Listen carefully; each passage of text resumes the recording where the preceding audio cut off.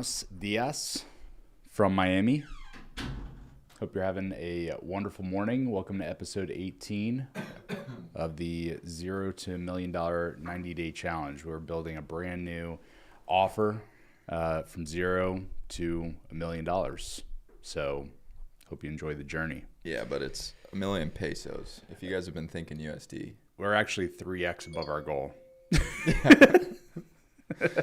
It's actually, pesos. Pesos.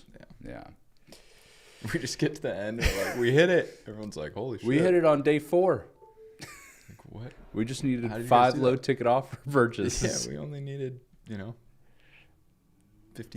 US. Yeah. Actually, what is the conversion of USD pesos?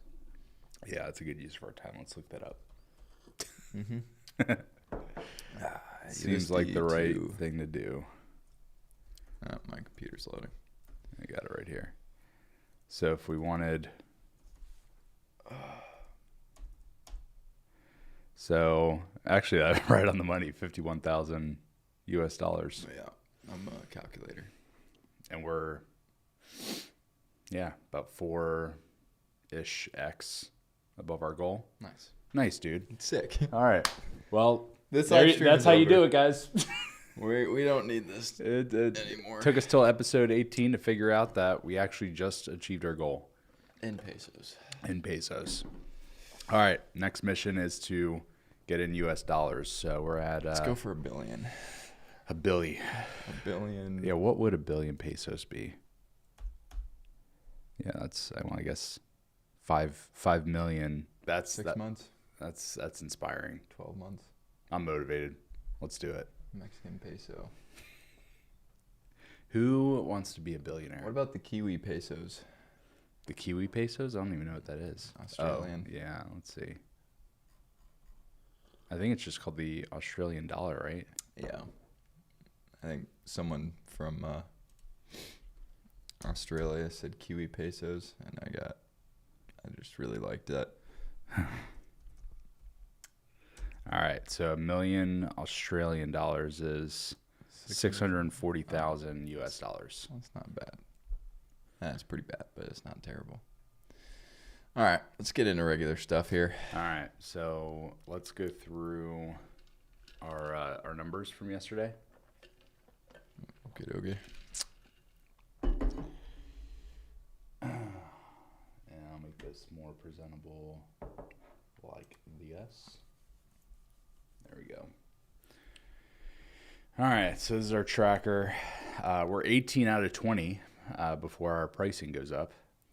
Is that number accurate? Yeah, the Okay. one below it isn't. Yeah, this I We need to get rid of that test deal. actually. Yeah, let's refresh that. See. Boom. No siree. Nope. All right, we'll do that later. So 18 out of 20, we got 2 more to fill for the early bird pricing. And then my favorite time of the year, price increase. Going to 98. Yep. All right, so now let's hit the tracker. So yesterday we had 6 calls scheduled. I had 2, you had 4? And 1, 2. Oh, I had 3, but 1 rescheduled. You had 3 and then 1 rescheduled. So you only had 2 scheduled for yesterday? Yep. Okay, so that's 4. Total LTO purchases. I got that right here. So we got 3.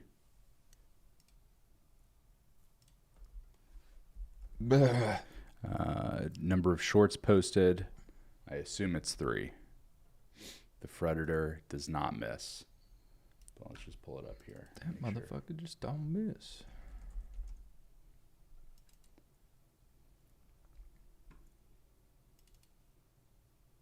Bitcoin to 1 million.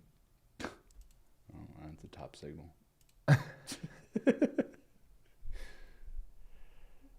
No.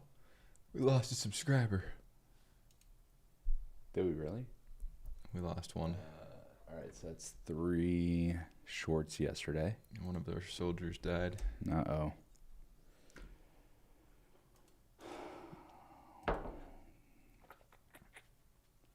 Very unfortunate. It happens, dude. Collateral damage. All right, views yesterday, 1,507. Number of subscribers, yeah, -1. Bastard. I mean, I get it. Yeah. I don't blame you, Yeah. but like, come on, man. Unfortunately, you're right. Yeah. Unfortunately, I understand. All right, next is ad spend. So this only goes to this takes it's always gonna lag a day. Yeah. Do you have the number? Nope. And that nice new fresh ads account. Nope. Still don't have access. Yep. Is there any other way to look this up? Yeah, you just gotta log into the ads manager. Oh. Yeah. Should be easy enough. Yeah. It's not a hard thing to do. Except it is very hard to do. Sometimes it can be very hard to do. For us. All right. While you're looking that up, I'll get leads. Number of leads. Ad spend. Okay.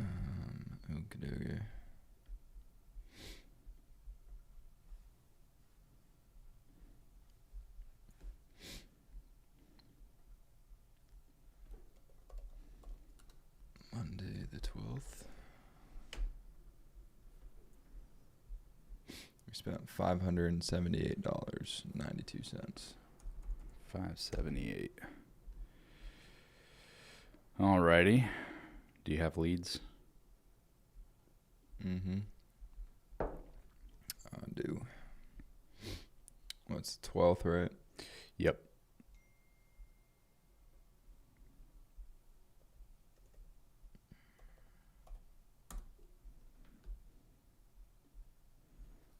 Dude, I love Apple products.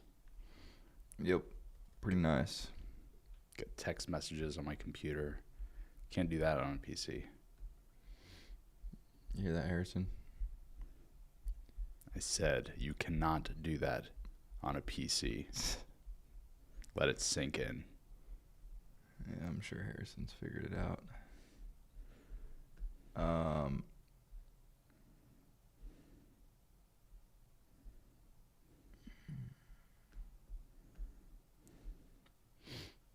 12.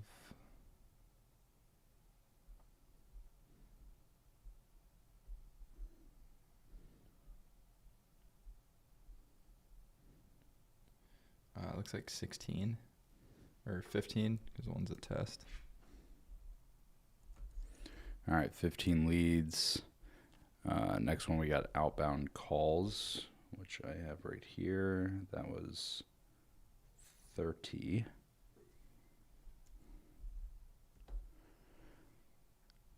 Total booked calls yesterday.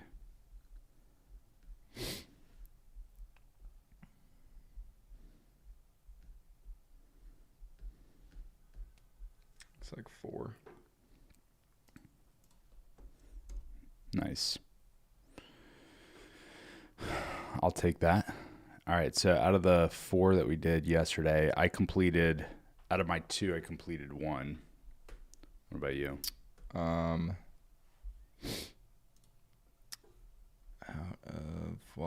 Out of my 3, 1 rescheduled to Wednesday, completed 1, and then 1 no-show. So, all right, so we're at 2. And then offers made, I made 1. I did not make any. Okay, so we got 1 there. Did put 1 in the red zone. That was for 7,800. Deals closed. 1. And did you already update this? Yep. Nice. Okay. I Actually, do you know the low ticket purchase amounts? Yeah. It's 121.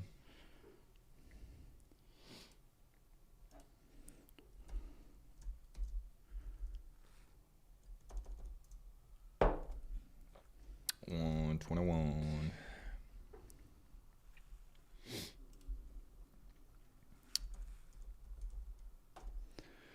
Okay.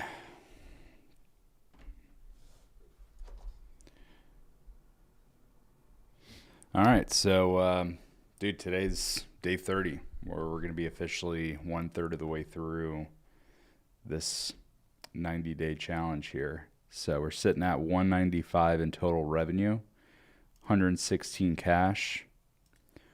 We've got about 150K in the red zone. Actually, that's probably not. Yeah, there's stuff that's falling through. I mean, there's two things we got to do. We got to update the red zone, and we got to update the cash collected and revenue. So whenever we, in this sheet, whenever we close the deal from the red zone, we should minus it out, right? I think we should just keep it total and see at the end of the month how much we actually closed versus the red zone. Yeah. Like if we just look at the number of deals closed and then. Yeah. Well, we do have 14 red zone deals and 13 closed deals. And then we have a few more in the red zone than just one.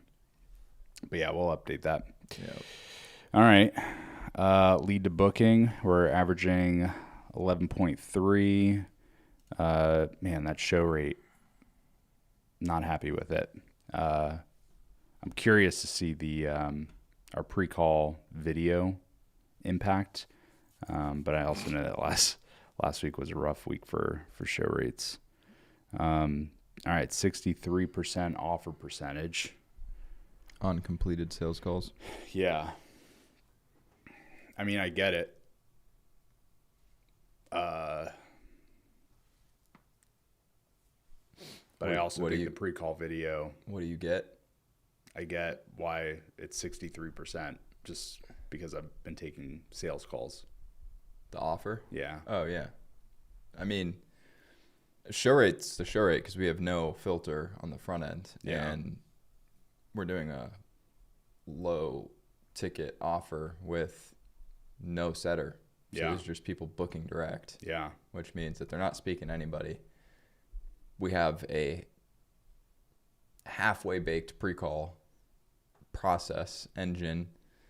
Actually, I would say 25% baked. Yeah. I mean, yeah, duh. Like, Makes sense. this is exactly probably where it should be based on what we've put effort into on the pre-call process with what we could do versus what we're actually doing. Yeah. So here's what I'm thinking, just using the baseline management philosophy. What's the number that's popping out to you that over the next 30 days that should be our number one focus? I mean, lead to booking. Yeah. I mean, I don't even care if the show rate stays at 60%. Yeah. If the lead to booking doubles, it's a completely full. That's exactly what I'm thinking. Yeah. Yeah. I mean, the show rate we can fix very, very easily, to be completely honest. We slap an application down. We finish the show rate engine. Yep. And we make sure Juliet is on the confirmation side. Yep. We could jump 20%. So I don't see. Yeah, I mean that's a very simple fix. The lead to booking is where we need to keep focus because we're not going to be bringing on a bunch of setters or anything along those lines. So yep. Well, good news is that we have successfully deployed our AI setter, Morpheus. Dude, I love Morpheus. He's just a cool dude. Dude's G. Yeah. Quick learner, too. Yeah. Sometimes, he doesn't get the script completely right. I'm like, dude, you're not supposed to read that. Yeah. So how many leads are you getting? _04812. Yeah. Yeah. Collect number underscore leads. Good job. Great. Yeah. Excellent. Great Morpheus. Reading. I thought you were supposed to be AI Freaking dummy. All right. I got a couple things that I want to jam with you on. I'm looking at this new services tab. Yeah. They also have courses, which I don't really understand what the difference would be between courses and services. Yeah. So yeah, for anybody that's listening, so there's some new objects inside of HubSpot, and if you're new to HubSpot, then just good luck. Yeah, good luck. There's a lot of them. But the way that HubSpot organizes its data is through objects, and then each object has properties, pipelines, things that kind of roll up into that object. And you can report on that object as well as associations to each object. So for example, contacts are what we use in order to, basically those are like the leads. So those are contacts in the system. And then contacts can be associated to a company, a deal, a ticket, an appointment, a course, services. And then these objects can also be related to each other or associated to each other. So what we're looking at here is the services. Dude, I'm fired up about this because it really is meant for how we've been building like our service hub using the ticket object. Yeah. I am curious though, just to see what the reporting capabilities look like. I mean, it's probably the same exact as everything else would be, I would assume. Yeah, well, let's see here. So if we wanted to create a custom report, services, yeah.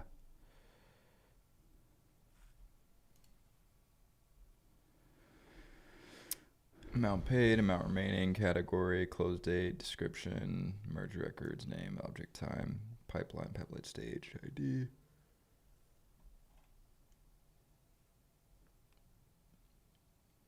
Tags. I mean, it's just a pipeline object. I mean, there's nothing.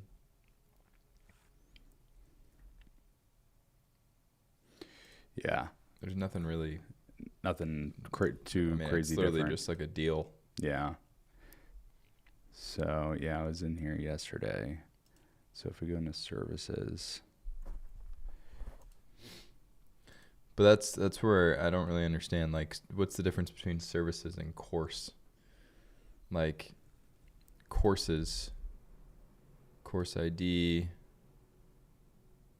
associated records, course description, enrollment capacity, list membership, merged contacts, owners, main team, pipeline stage, record source.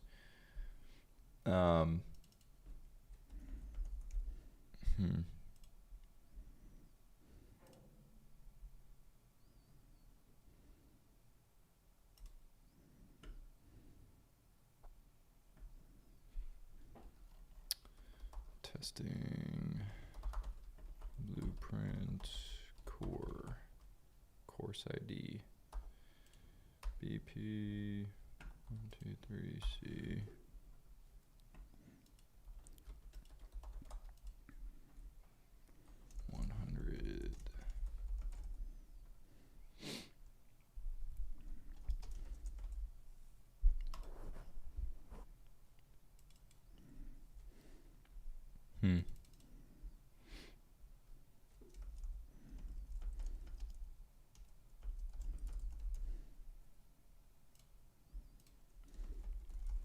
Is HubSpot trying to make it so you can host course material? I mean, I know they had something. It just was horrendous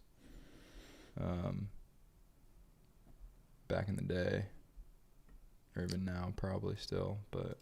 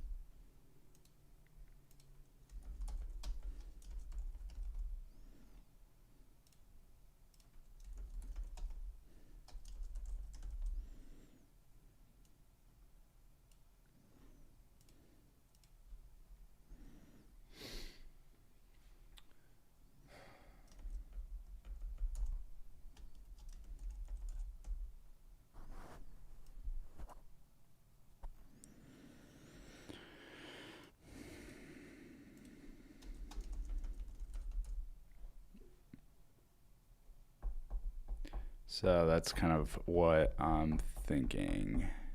Need a stage between month 5 and closed offboarded. Well, month 5 complete would actually not make sense, because the way I'm thinking about it is, all right, new opportunity, onboarding scheduled. Once the onboarding is completed, that begins their month 1. And then after that, month 1 is complete. So they're basically in month 2.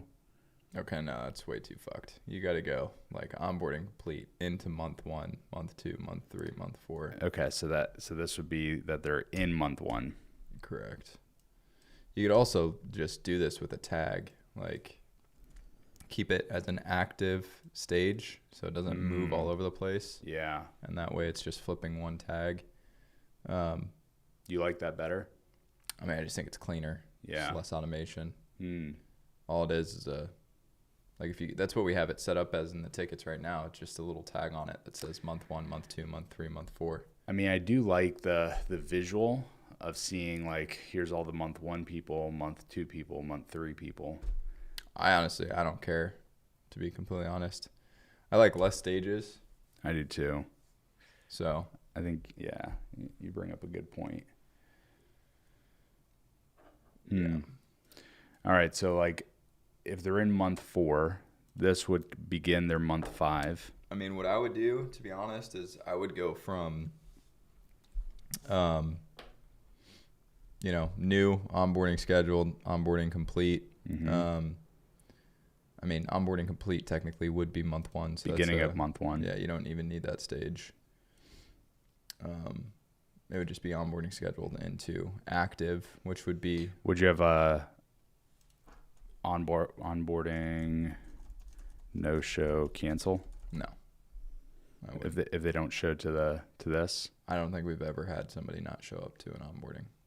I mean, I have before.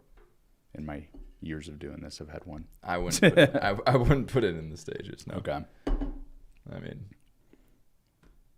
be very unlikely for somebody to spend this money and no show. Yep. But no, I would just go new, onboarding scheduled, active, and then the only differentiator is for month 5, I would put like 30 days. Basically, from active, they would go into something that's basically up for renewal or something. Yeah, pending offboarding. Yeah, maybe under 30 days to go or something along those lines.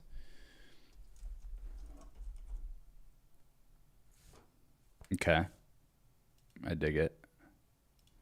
This is in the services side? Yeah. Okay. All right. Yeah, pending offboarding, and then I would likely put something between pending offboarding and new, onboarding scheduled, active, pending offboarding, closed, offboarded, renewed, active.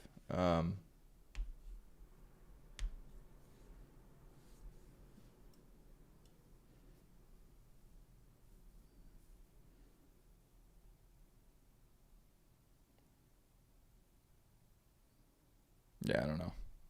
Still, caffeine needs to hit.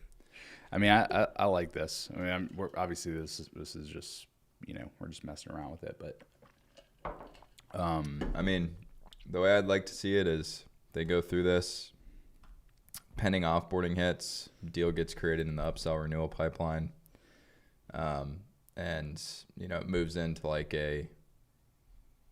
we going to make an offer or not? Yep.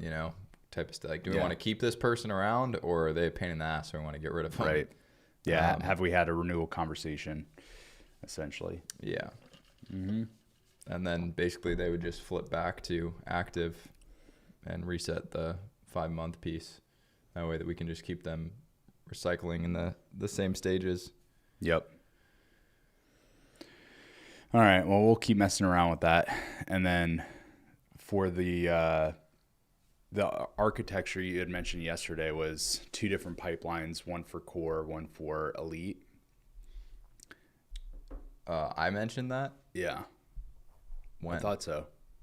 No? I thought that's what you said. No. So keeping all of them inside of the same pipeline. Well, I mean, Elite's going to have it's going to have a little bit different track. So it probably does make sense to. I would do 2 different pipelines. I didn't say that yesterday, but I would do 2 different pipelines. So like Momentum, Blueprint, Elite. Yeah, because they need in between onboarding and active, they have their audit. Mm-hmm. So that's what that's the only thing I would really change. Yep. All right, cool.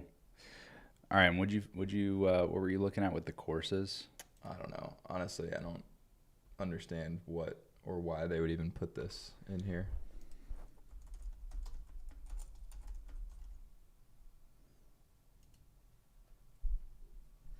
All right, let's see here.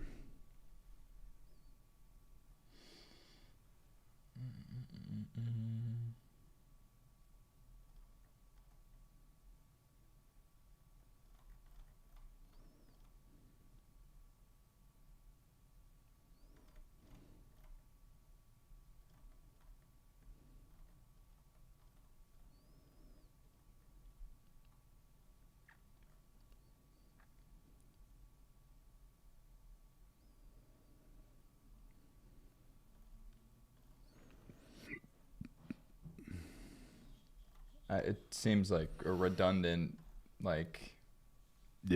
object. I mean, I like the services thing, but also it's like, okay, so you have tickets, courses, services, appointments, deals, contacts, companies, there's so many objects that could easily be used for the same thing. It just, I don't know. I mean, I get separating them for reporting and some other stuff. I just don't really understand why you roll out services and then courses, and they're basically there's really no. I mean, maybe there's some differences, but I looked through all the properties that they have that are native and a few other components of it, and it just didn't look very impressive. Is it redundant with services? I mean, the way I look at it, it's Blueprint's a course, but yeah, I'd rather use the service tab. Yeah, I agree. Course ID. Enrollment capacity, merged records, object owner. I mean, it just kind of seems the same. Yeah. Doesn't really seem like there's any. If HubSpot had a really good hosting platform for courses and stuff, then I could see that could be obviously extremely useful. Toggle on, toggle off, access and stuff like that. 100%. Yeah, that'd be super cool. But as of right now, but it ain't got it. Yeah. So, anyways. All right. Yeah. Well, that's interesting. Yeah, super. Very interesting. I'm glad we spent the last 30 minutes on it.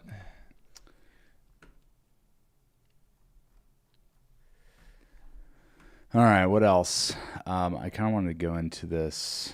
Journeys. The journeys. Okay, yeah, let's take a look in here, and let me get your thoughts on this. You haven't seen this yet, right? I've poked around a little bit. Yeah. All right, so basically the way we've done this in the past has been there's essentially a type of workflow that is communication based. So if you want to see all of the communication that's happening inside of for a particular type of client, you look in a particular workflow. So this actually, I just did the start from scratch, but let me see what the guided setup actually looks like. All right, so choose a list of contacts to include. So contacts will only enroll if they meet the stage criteria. Okay, so it's triggered off of lists primarily, it looks like.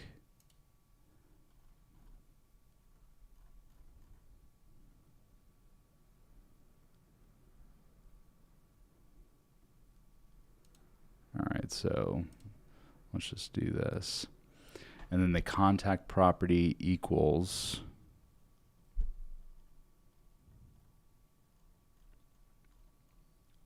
it's defaulting to journey stage. So I guess journey stage is so pick one property to enroll, contact stage, journey stage.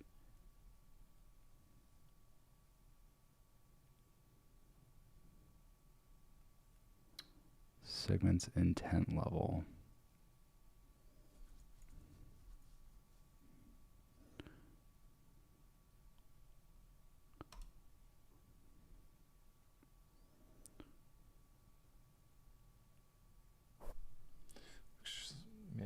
Looks like just a fancier workflow. Yeah. Can take into account lead score and some other stuff. Mm-hmm. It's a little bit more dynamic. Journey stage. So we would need to set up a journey like pipeline. Mm-hmm. The only thing I would put in here, well, I guess unengaged. I'm just thinking for like a reactivation engine, building this in. Oh, yeah. Layer 1, layer 2 structure. Yep. Yeah. Okay, that could be fucking sweet, actually. Yeah. That's definitely make it a lot easier to visualize. Mm-hmm. So let's say and journey stages. Yeah, we'd have to get some consensus on these definitions of what the journey stage, because it's essentially like lead status or life cycle stage. So a journey stage, like what does it mean to be in nurturing, low intent, mid intent, high intent, unqualified, qualified, onboarding, post onboarding, engaged, unengaged.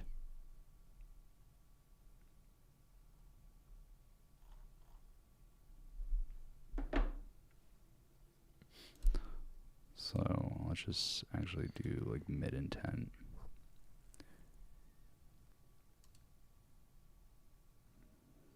All right, so they enroll, and then we can wait until an activity. Let's see what this says.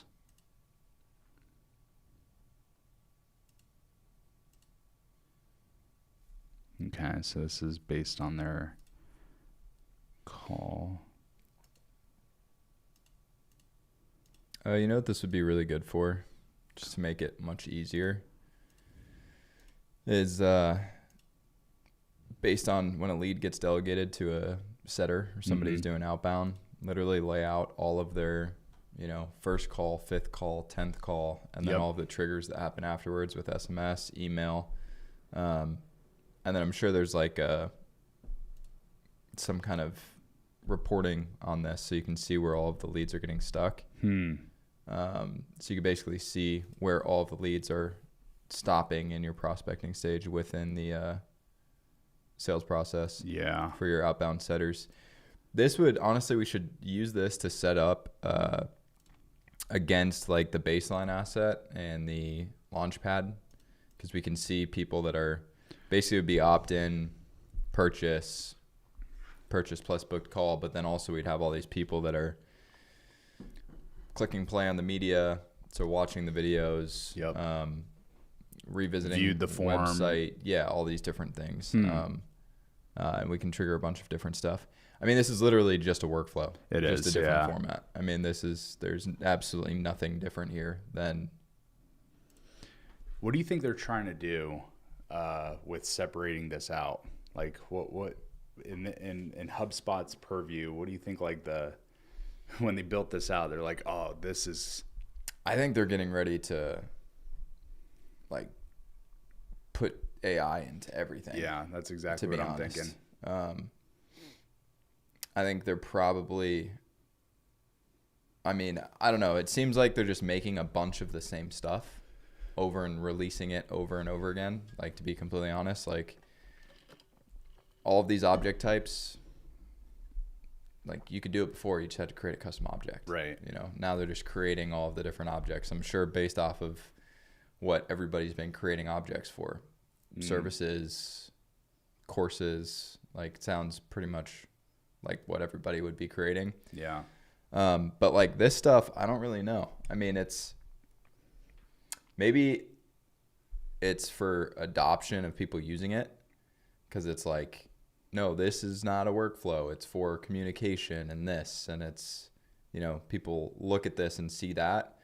When people look at workflows, I mean, people are helpless when it comes to workflows, to be completely honest. Like if you look at what they set up and how they build things, and it's just doesn't really make a lot of sense, especially when it comes to the communication side.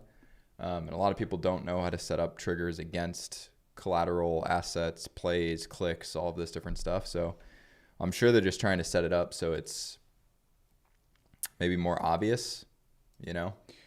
Yeah. I think the same thing. The way I think about it is like there's, all right, inside of the overall sales process, there's like the front of stage, and then there's like the backstage. So if you think about like a performance, like the front stage is like the... right? I'm following. So yeah, the journey workflows are basically the front of stage. So anything that interacts with the audience, you know, the prospect, the leads, whatever. Back of stage is what the automation workflows basically handle. You know what? Actually, now that I'm thinking about it, let's go back like 3 years ago when we were building and doing all this different stuff. Stuff would get messy with reporting and other things because there was only one object to really use. So you'd use deals for 10 different use cases. You'd use tickets for 20 different use cases. And reporting and workflows and all that stuff would get a little bit messy. I think what they're probably doing is, I mean, journey stages is going to be in its own separate thing, right? So all of your nurture cadences and all of your other stuff that is, you know, basically has to do with correspondence or prospecting or nurture or any of these things is in one area, which will make it easier to manage and control. Workflows, you know, how many companies do we go into workflows and it's like, all right, so where's all of your correspondence happening from, or where's all your automations coming from? And they pull up a workflows thing that has 450, most of them active workflows that are all just, so I think they're trying to segment stuff out to more specific use case. So it's not everything inside of one thing. So it's easier for people to actually use, because if all of your correspondence is in lead journey or whatever, and there's 15 of them, you know, and you know which one is which, and it's easier to manage, and then all of your automations and stuff is in workflows. And I mean, maybe it's just a segmentation to make things easier and more specific use case wise, so people can understand how to use it quicker and manage it better. Yeah. That's actually, that brought up a few things for me. So the journey report is basically like, I mean, one of the things that I don't think HubSpot's fully nailed, at least the way that people use it, is attribution. Yeah. You know, so like how do we actually track to see what impacted somebody's decision to buy or book a call or whatever the case may be? It's too difficult for people to decipher right now. This with the journey reports, I mean, it's basically like it's their journey report, so you could see drop off, and you could see where, you know, where they split off in different parts of the journey. That just reminded me of what you were just talking about. That was just a use case that I think would solve a lot.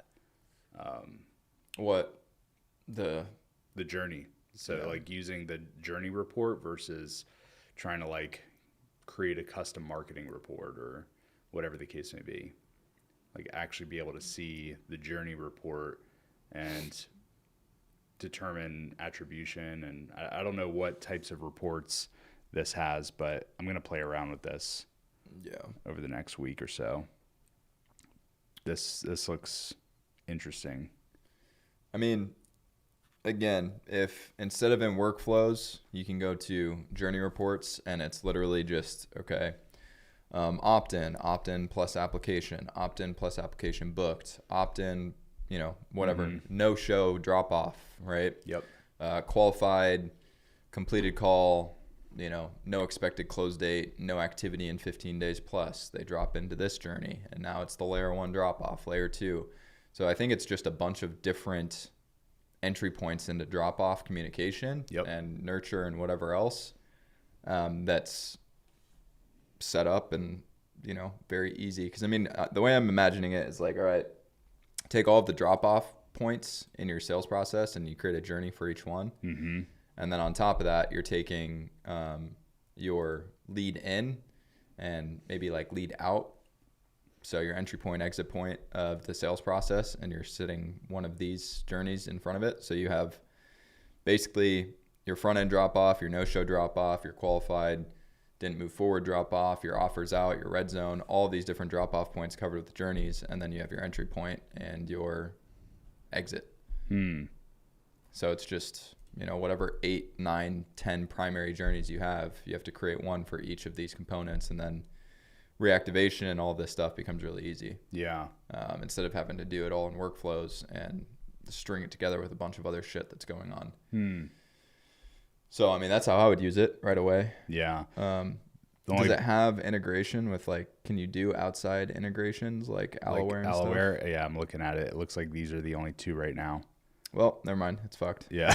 Yeah. That's great thing. Yeah. Let's take all of the functionality that everybody uses outside of. Although it's probably just a matter of time. I think what we could do as a step 1 is just map out the different journey stages, and then just have not necessarily trigger any actions, but instead just, enroll contacts into the journey, the different journeys, so that we can track. I'm just curious to see the reporting. Even if we keep the workflows to trigger the actions. Is there seriously no outside integrations? You can't. Not yet. Not yet. It's public. They launched it. It's not a beta yet. Beta right now, is it? I don't know. It might be a public beta. Oh, it is beta. Okay. I was about to say. Yeah. Yep, it's fucking worthless. Yeah. So this is just bringing me to SMS from workflows. So that makes me think that this is going to build up over time as they just continue developing this.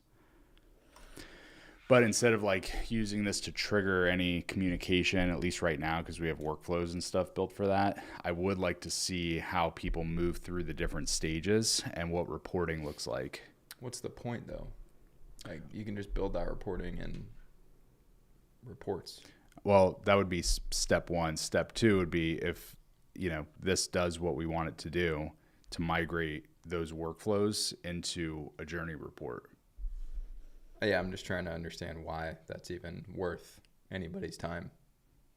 Well, to your point, I think that's what HubSpot wants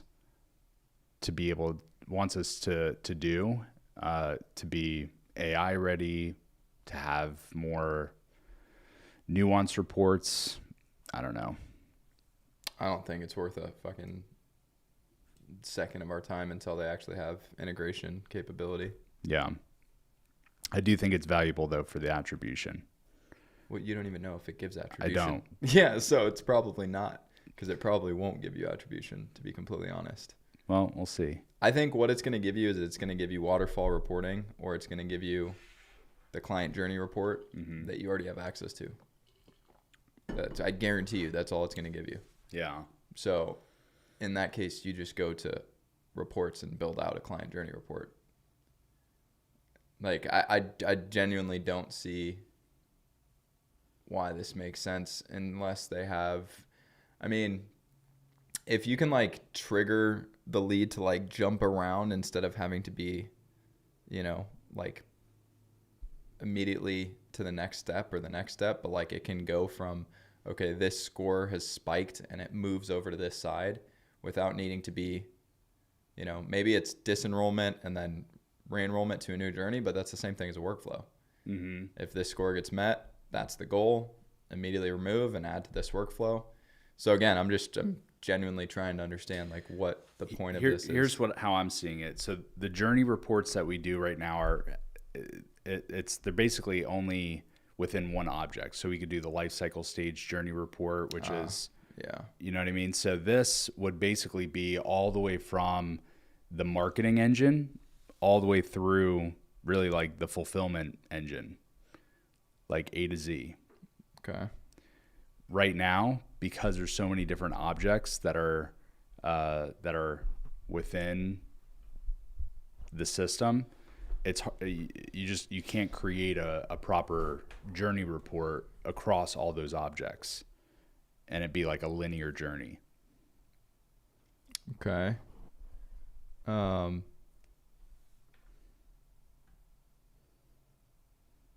Interesting. New contact, mid intent. What the fuck? So you click in, you can create a journey for every single step of the journey. Mm-hmm. So it's from basically a big workflow with a ton of little micro workflows inside. Okay, that's much better. I like that. Yeah. I actually like that a lot. So you're clicked into a specific... a particular stage within the journey. All right. No, this is dope. Yeah. I didn't know that. I like this a lot, actually. Yeah, so like this is what it looks like. We'll click over to the little web next to the... Yeah. These are all your steps. Yep. And alternative. Okay, this is sick. Yeah. I'm so cynical. This is cool. I like this a lot, actually. Well, that escalated quickly. Well, yeah. I mean, I was just so pissed. I was like, why do they keep rolling out these things and everything's just the same? Like, why do you have to confuse people if you're just building another workflow builder? Just make the workflow builder better. Yeah. Like, don't build something new. Yep. This makes sense. You're basically being able to, dude, this is exactly what I said. It's if the lead to booking percentage or your front end drop off, like time decay, all of that stuff. Yes. You have your primary path, which is your primary nurture, right? Yep. If it goes 15 days, no one contacting the lead, then it drops into alternative path 1. Yep. Right? If it goes all the way through that, and then it goes to alternative path 2. And basically all you're trying to do is reactivate and spike the lead back up to the primary path. Yep. And this is sick. This literally is sick. Dude, I love this. Well, this is exactly what we've needed. Actually, to be honest with you, I don't really see the value in it. Well, fuck you. I'm hyped up now. I mean, I see it now. This makes so much sense. There's no other, also, dude, no other platform has architecture like this where it can just swing back and forth in the same stage or the same step. Yep. I mean, this is perfect. Yeah. And dude, it visualizes perfectly our layer 0, layer 1, layer 2. Primary path, layer 0. Yep. Alternative path 1, layer 1. Alternative path 2, layer 2. Yep. And then you have your full drop off. Yep. Wow. Okay. Yeah. So it might be worth a few seconds of our time. Yeah. I think we can look into this. Oh, dude, I was so pissed. I thought it was just a bunch of freaking bullshit, but... So, which I'm planning on working on reactivation this week, so that's why I've been looking into this. I mean, this is a completely different game for reactivation now. Yeah. I'm just wondering, we're going to have to look into this a lot more. I still doubt the reporting is really any different than what they already have, but the functionality of this and just the way it lays out is pretty cool. Yeah. Pretty cool. Okay. Well, all right. I'm glad I saw that. Yep, we got somewhere. Yeah. All right. Well, let's close this out for today. We're a little over on our time here, but hope you guys enjoyed our workshop today. Not a whole lot of curated value that we brought, but hopefully you enjoyed being a fly on the wall as we sift through some of these new features that HubSpot's rolling out. Sweet. All right. Well, we're about to hit our 25% of the way goal. Where are we at? Can you pull up that report real quick?